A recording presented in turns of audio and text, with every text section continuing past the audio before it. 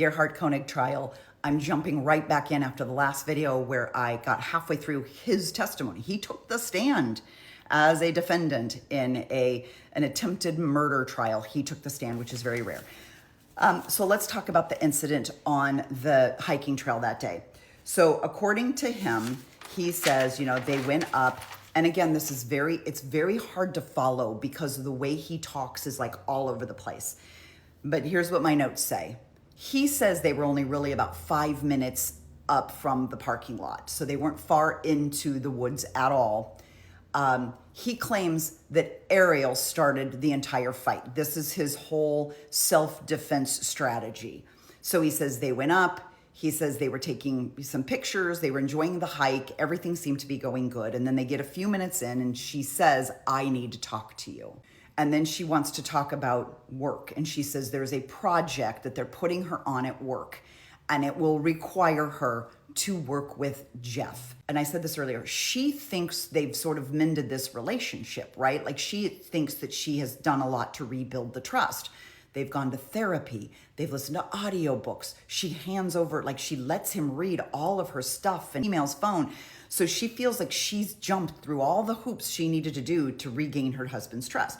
So according to him, she says, we're at a point though now, like, I promise you, nothing's going to happen. I need to work on this project.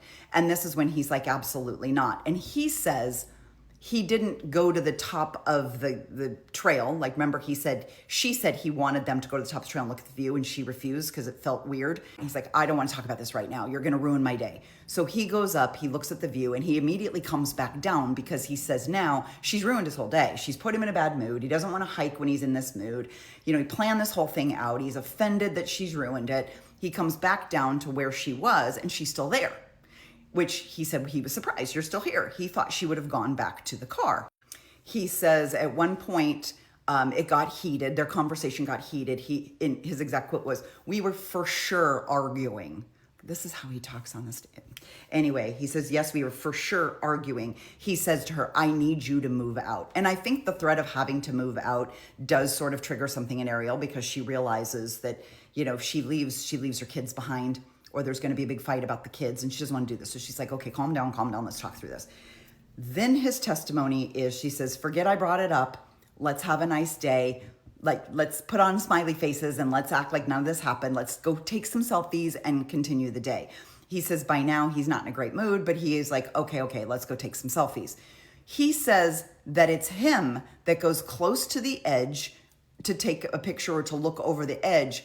And he says, he testifies that all of a sudden he's shoved from behind, that she tries to shove him off the cliff. And he stops himself and he turns around and he says, what the fuck was that? Now he says, she's 10 feet away. So apparently she shoved and then ran away in the time that he was able to turn around and yell at her. He then says that she starts screaming, help me, help me, help me, as he's walking toward her, like preemptively yelling for someone to help. He says he gets to her, and because she's screaming and because they've had this yelling fight, now she's tried to push him and he's trying to figure out what the fuck is happening. He grabs her by the shoulders and he's like, what is going on? He then says she grabs him by his wrists. She falls down, intentionally falls down on the ground and drags him down with her by the wrists.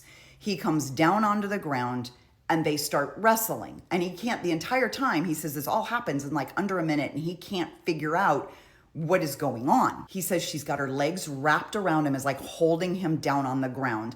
And then she grabs his testicles. So he says she grabs his testicles. He's trying to wiggle his hands loose because she had a hold of his hands.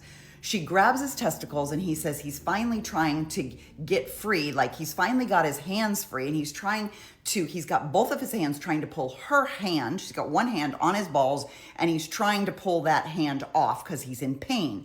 That's when she takes her other hand and she hits him with the rock.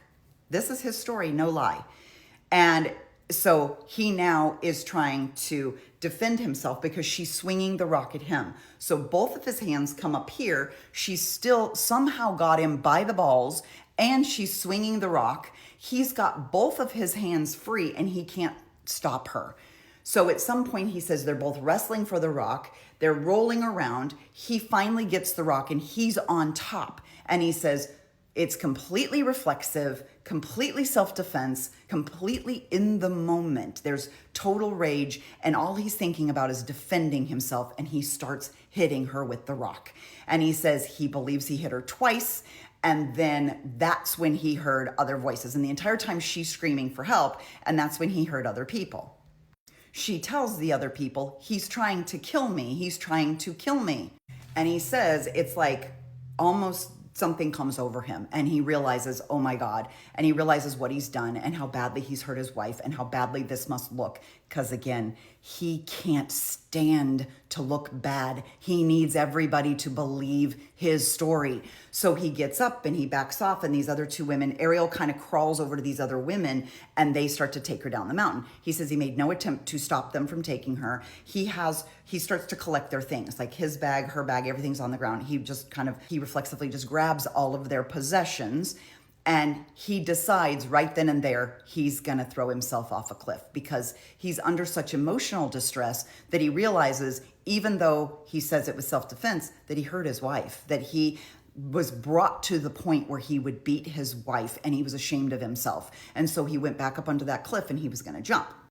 As a final goodbye, he reaches out to Emil, and he credits Emil with saving his life because he says, Emil talked me down. Emil said, don't jump, don't jump. There's so much more to live for, don't jump. And so he admits he told Emil, Ari's cheating on me. And he admits, he didn't say he tried to kill her. He said, she thinks I tried to kill her. He says, he admits that is her blood on his shirt, that she's bleeding. He said what he was doing to Emil was not a confession, that maybe he misunderstood. She said I tried to kill her, not I tried to kill her. So he's arguing that that's what he said to Emil. He said he stayed in the woods for several hours. The sun was about to go down and he did not want to be in the woods when it got dark. So he decided that he would come out, and he said his plan was to go turn himself in, which I find odd because if this is self-defense, why are you turning yourself in? That's odd language for somebody who didn't do anything wrong, right? When the fight was broken up, when the two women found them, why didn't he go, hold on, she started the whole thing?